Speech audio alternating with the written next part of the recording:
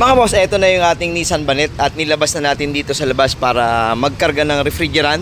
At syempre yung ating haring araw na hinahabol lagi tuwing tayo ay gumagawa ng mga conversion natin, na para malaman natin kung talagang effective ba siya pagdating sa tanghali or pagdating sa mainit na panahon. Okay mga bossing, unahin natin yung ating reading. Ang high side natin ay wala pang 165. Bumababa mga boss. Yan, mga nasa 155, 160. Low side natin mga bossing ay 10, 20, mga 28. Okay, so 28 to 30. Diyan naglalaro mga bossing. Sobrang init na dito sa ating lokasyon. Tulo ng tubig mga bossing, isang indikasyon na nakakapag-produce ng mas maraming tubig yung ating evaporator o moist. Kaya mas maraming pumapatak na tubig. Okay, so tingnan natin yung lamig sa loob mga bossing. Pero yan yung ating reading sa ating gauge.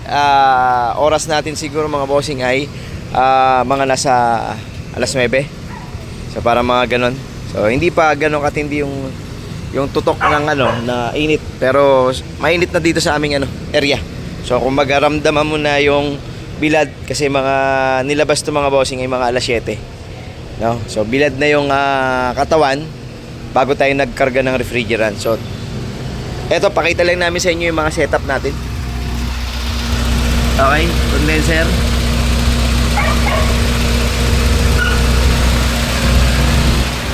Yung isa mga bossing ay nasa harapan pala. Sabay ko na. Ito. So pinalitan na rin natin ang housing natin yan. Kita ba? Kung makita maliwanag dito eh. Pero yan yun mga bossing. Tapos ang ating compressor ay yan yung tulo ng tubig sa likod.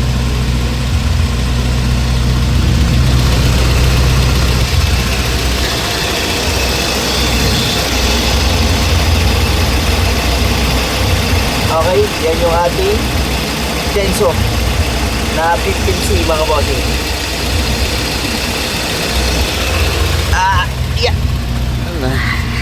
Okay, lamig natin mga bossing. Meron na tayong 10 degrees Celsius dito sa atin. At hindi rin naman nagsisinungaling yung kanyang dahil ayan yung lamig niya sa kanya, nasa 10.7. At sinet ko rin to ng 10 degrees Celsius mga bossing bago siya mag-off.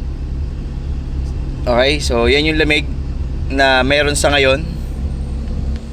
Halos parehas lang naman doon sa ating ginagamit. Pero ibibilad pa natin itong mga bossing, no? Kumbaga hindi pa ganun kakakarga lang natin ng Freon. Hindi pa nga fully charge yung ating Freon. Pero yan na yung binibigay na response ng lamig ng ating Nissan Banet.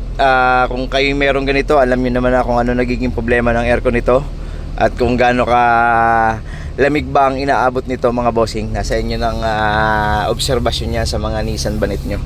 Okay, so bumababa naman pa konti-konti yung ating lamig.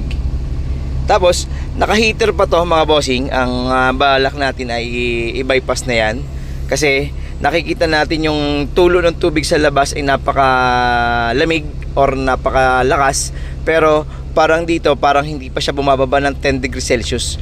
So pagka yung heater ay, lalo na kung ganitong edad, sigurado ako yung mga foam sa mga gilid niyan ay hindi na ganun kasilyado.